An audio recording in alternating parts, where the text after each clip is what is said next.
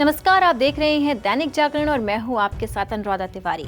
देश की सबसे पुरानी पार्टी कांग्रेस, जो कभी ज्यादातर राज्यों में राज करती थी, लेकिन अब वो उस दौर से गुजर रही है जहां हाथ को कई जगहों पर हार मिल रही है। ये नाकामी अगले साल होने वाले लोकसभा चुनाव में भी कांग्रेस की राह में रोड़े खड़े कर सकती है। यही वजह है कि सत्ता के रास्ते को आसान बनाने के लिए पार्टी अब उस किरदार को दारोमदार देने की तैयारी में है जिसने पहले पर्दे के पीछे से हाथ को ताकत दी, तो अब पर्दे के आगे महत्वपूर्ण भूमिका निभाकर उत्तर से लेकर दक्षिण में कांग्रेस में दम भरा है।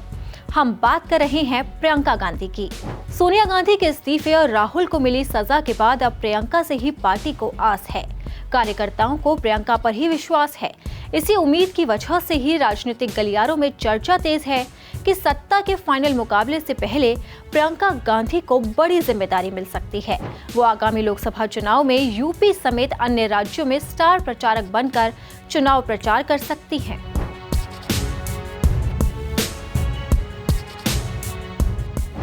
प्रियंका गांधी को बड़ी जिम्मेदारी देने की वजह उनकी पॉलिटिक्स है, जिसके दम पर उन्होंने हिमाचल प्रदेश के साथ साथ कर्नाटक में भी कांग्रेस को सत्ता दिलवाई। दरअसल हिमाचल प्रदेश और कर्नाटक में प्रियंका गांधी ने चुनाव प्रचार का नेतृत्व किया था। दोनों ही राज्यों में कांग्रेस को जीत मिली।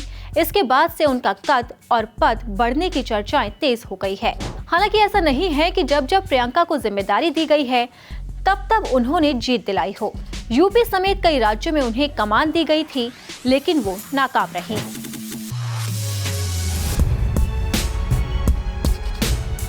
साल 2014 के लोकसभा चुनाव में मिली करारी मात और अन्य राज्यों में मिली हार के बाद कांग्रेस की दशा को सुधारने और नई दिशा देने के लिए साल 2019 में होने वाले लोकसभा चुनाव से पहले प्रियंका को पर्दे के पीछे से आगे लाया गया और उन्हें देश के सबसे बड़े सूबे यानी कि उत्तर प्रदेश का प्रभारी बनाया गया।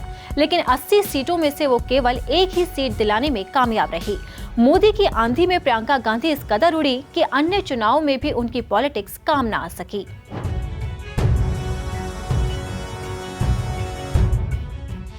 इस हार के बाद पार्टी ने उम्मीद नहीं छोड़ी और प्रियंका को हिमाचल प्रदेश और कर्नाटक का जिम्मा सौंप दिया, जहां वो चुनावी परीक्षा को पास करने में सफल रहीं।